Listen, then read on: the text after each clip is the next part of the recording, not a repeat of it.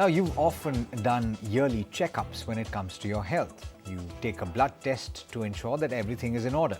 You check your triglycerides, you check your blood pressure. Now, all of this is important, obviously, when it comes to your physical health, but you should also do a regular check when it comes to your finances and your portfolio. To talk about what this entails, how you should go about doing it, and how often you should do a check, I have with me Santosh Navlani, the Chief Operating Officer of ET Money. Thank you so much, Santosh, for taking the time. Let's start with why. Why do you need to do a regular checkup of your finances? Yeah, Alex. Hi. Portfolio health is one of my most recommended things to our investors before you even think of your next investment decision. I guess as you rightly said in the beginning of the show, that how we go about annual health checkup to understand if something is wrong or something requires action on our health. Similarly, we also need to do that on our finances, and it becomes all the more important to do that in these kind of market scenarios where we have seen an unprecedented rally in the markets over the last 2 years, wherein everybody has been concerned about returns and very few people are talking about risks. And we have seen how markets have reacted in the last few weeks or rather few months, where almost the entire YTD returns, January till date in April today, the returns are barely there in the marketplace, and people are seeing more volatility than returns in the marketplace. So, in these kind of scenario where if the risks go higher, if the volatility actually increases, how it's going to affect your portfolio and eventually your goals is most important thing to know. And if you don't do that, you may be in for a rude shock. We don't know whether it is root shock or not, but it may be. And if that's there, then all the returns that you've earned over the last 2 years may get evaporated in the markets completely. I'll just probably add one thing in terms of example here. If somebody were to look at 5 years ago data and say that he or she was recommended or started a do-it-yourself portfolio where 80% of the SIP on a monthly basis went towards buying a simple flexi cap fund, investing in Indian markets, and 20% towards short-term debt fund. So you're doing an 80-20 kind of portfolio, and you continued that SIP without missing a single installment. Today, that 80-20 breakup would look like 85-15, or rather 83-17 to be precise. And that 17% debt, which was supposed to be 20 5 years ago, will actually look like very small deviation from your portfolio. But something which was recommended 5 years ago was ideal for you may not be right number today. And if that right number today is not 80-20, it is maybe 65-35, then you actually are 20% extra exposed to equity. Now, these kind of things we miss out when we are in the hunt for returns, or very happy about seeing green in our portfolio over the last 2 years. So this becomes almost a benchmark for ourselves, that how do we look at risk as a portfolio, and we can talk more about it. We go towards the progress of the show. Absolutely. Now, in a past conversation, we've talked about portfolio construction. Santosh, and you've said that it's important to construct your portfolio on a goal basis, right? So you have a long-term goal, and that goal has a certain allocation of equity plus debt. You have a short-term goal that has an allocation of equity plus debt, or debt plus equity, in that order, right? So how do you go about looking at whether there has been a deviation from what you initially planned? Do you look at it goal basis, or do you look at it overall at the portfolio level? No, goal based is always better, Alex. If an investor is basically creating portfolios which are goal based, he or she will be far more focused towards goal achievement than actually earning returns from the portfolio in isolation. Ultimately, what you need to do is achieve that number for yourself, whether it is 50 lakh rupees for a certain expense item, or 1 crore, or maybe 2 crores in the long run. You'll be more happy if you get there instead of what kind of returns you earn to get there. If you get there in time, it's always happier state to be in. Now, as you rightly said, you need to kind of look at that goal-based thing and analyze that portfolio's allocation, not in terms of just equity and debt. There can be multiple risks beyond equity and debt as well. Is your portfolio hedged? Do you have some kind of hedging mechanism in the extremely high valuation environment that we're living in the market today and the low interest rate that is happening globally? Do you require gold in your portfolio to hedge some of the risk in the portfolio? Are you overexposed to certain sectors? A lot of people in 2020 bought IT and pharma funds. A lot of people in 2021 bought infrastructure or probably energy funds.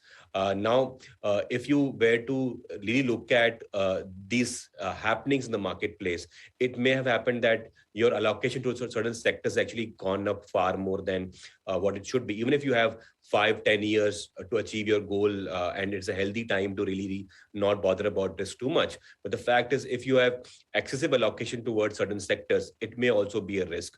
If you have excessive allocation towards low credit rated paper in your debt part of the portfolio, it may be a risk. There are different kind of risk in the portfolio, Alex, and you need to be mindful of them while you look at the portfolio and track the performance on a daily basis.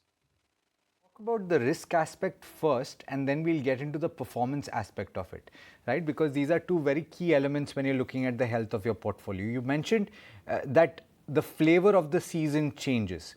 In 2020, it would have been healthcare. In 2021, it would have been something else. In 2022, if you're talking about the economy getting back on track, one would say financials should be looked at. So it changes every year, right? So do you then try to play on that? Is that part of the process of evaluating the health of your portfolio and reduce allocation to something like, for example, IT, where people are saying valuations are now a little bit stretched, and you say that maybe you should reduce your allocation? Is that how you go about it?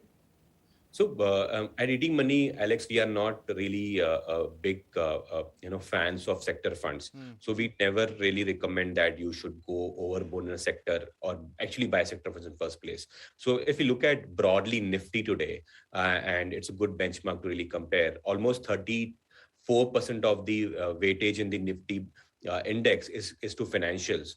Another about 18% is towards IT, and maybe about 13-14% towards energy. Now, almost good 60-65% of the portfolio of the Nifty index is already weighted towards these three sectors. Now, in this entire piece, if you are actually buying more of sector funds towards IT or financials or for that matter energy, then you're doing a disservice to your portfolio, actually increasing risk in the portfolio for yourself.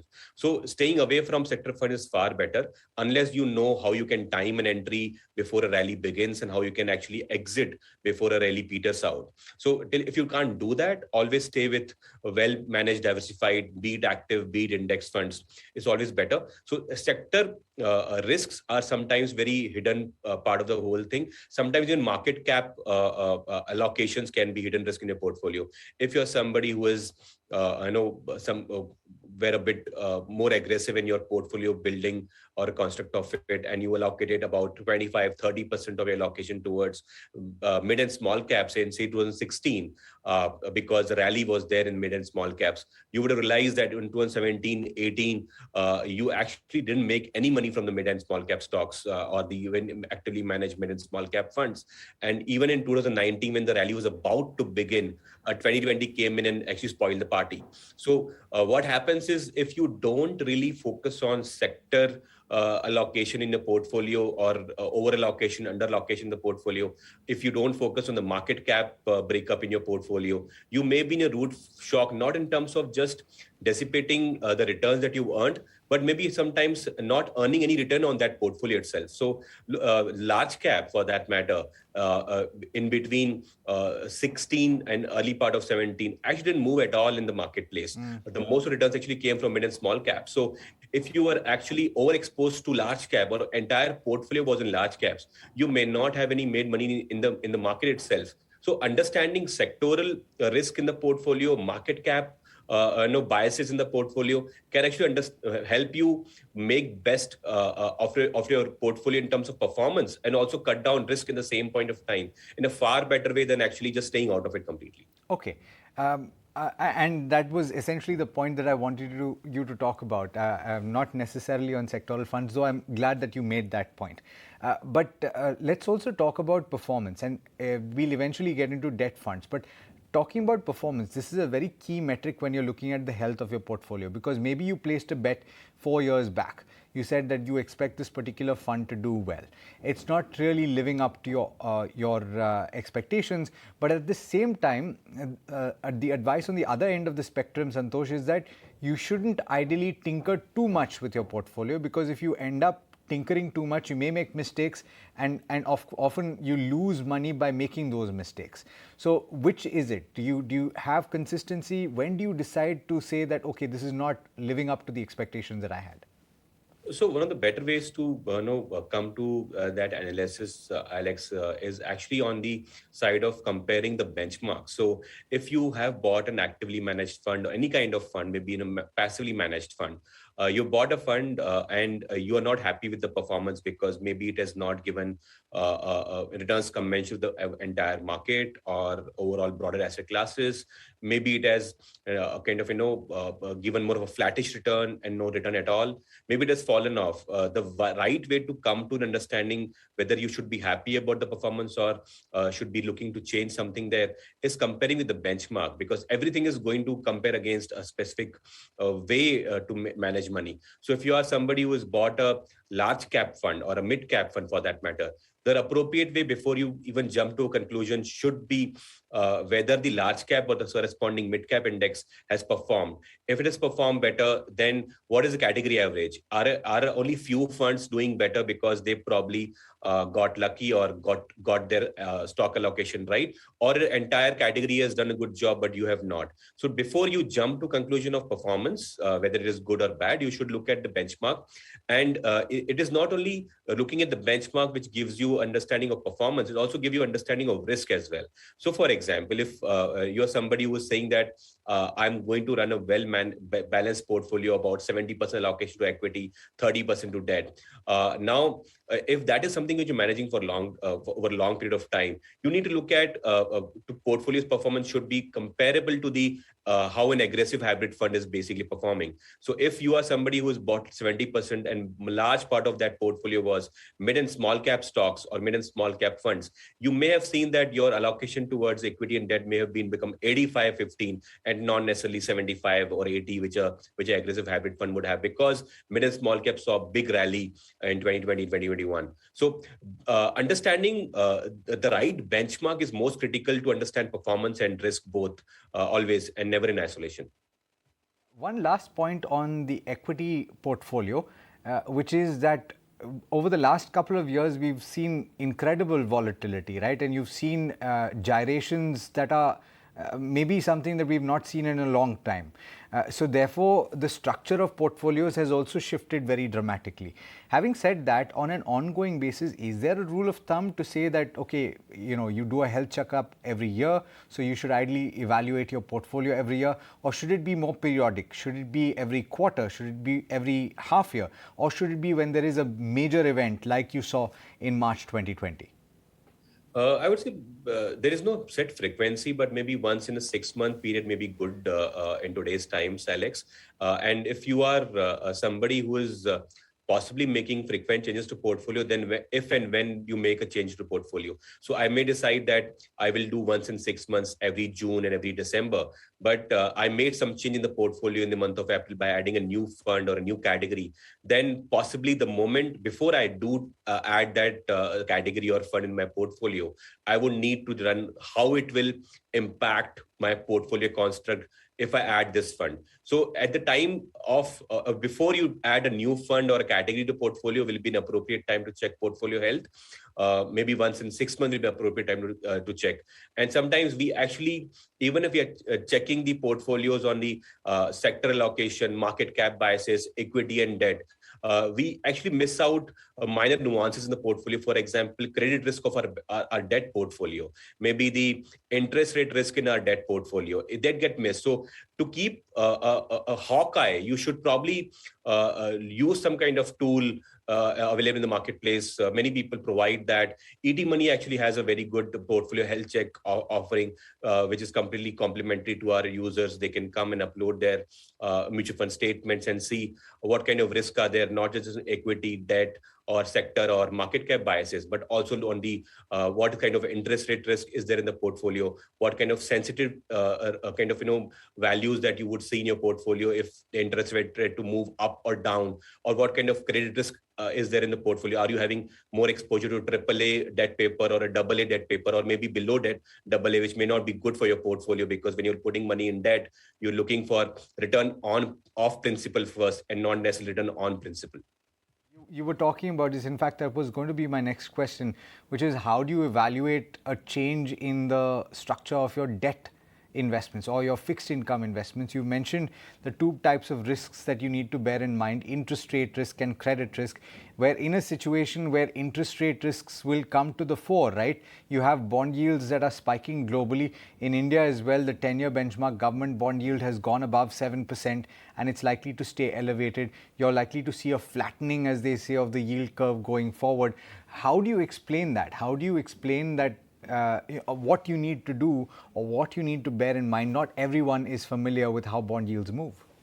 Yeah, so I know it's sometimes it does get a bit complicated for a normal retail investor, Alex. But the rule of thumb is, if you are having debt papers or bonds which are about to mature 4 to 5 years or later in the future, then they would be more sensitive to interest rate changes in the economy. So if interest rates move up, the bond prices go down. If the interest rates go down, the bond prices move up. So as we saw after the recent monetary policy meeting last week, where because of whatever happened in the commentary of RBI governor, the bond price, the bond yield spiked up beyond 7% after a long time.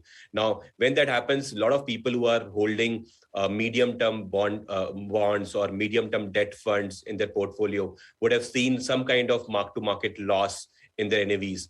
So it's important that you always maintain a debt portfolio which actually is towards shorter end of the yield curve, or towards like a 2 to 3 year maturities, where the sensitivity to them is far lesser compared to sensitivity that you will see in medium to long term duration. So always maintain like there's something called as modified duration in your portfolio. You should check a value of that. Having around 1.5, 2.5 is far better, given that if interest rate move up, then you will probably see the impact of 1% in your portfolio or 1.5% in your portfolio. That's far easy to digest than actually seeing like a long gyrations of 3 to 4% in your debt NAVs. So always focus on having a modified duration of 2 to 3 years max in your portfolio, not beyond that. And there is something called as credit risk in your portfolio. So having AAA debt papers in your debt mutual fund portfolio, or sovereign rated paper like a banking PSU, is far better. At least that you would know that even if your portfolio is going to suffer from mark-to-market gains or losses, at least you will not suffer the credit risk that we probably saw in a lot of the funds of Franklin Templeton about 2 years ago. So avoiding credit risk, I would say, is most important, followed by some kind of interest rate sensitivity check in your portfolio. If these two things are taken care of, then you're probably home with your debt portfolio always. One last point, beyond risk and beyond performance, is something that you mentioned in the note that you sent me, which is overlap, right? And the tendency of a lot of, I know about Indian investors, the tendency a lot of my friends have is to invest in a large number of schemes, and they don't realize that they're basically duplicating the portfolios that they're investing in. How do you avoid doing that? Yeah, so I know if you look at 5 years ago, things were slightly different compared to what they are today.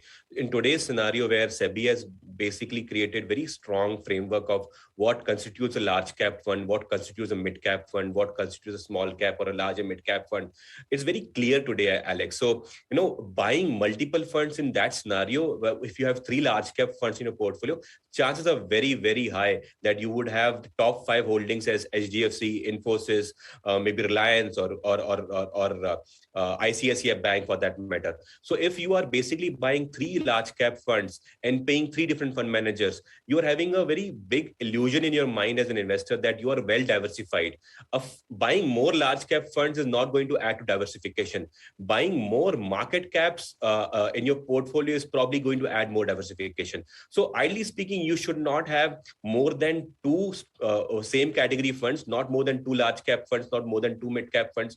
And better, if you can actually buy an index fund, far better, because you can buy one large cap, one mid cap, one small cap, construct your own multi cap fund, probably mix and match based on market duration. You'll be doing far better job than actually buying three mid cap funds where 70% of the stocks are common across all the three portfolios. And what will happen is when the market cap mid cap market corrects, all the three portfolios or all three funds will actually suffer the same. So there is illusion of diversification. It is not adding at all today.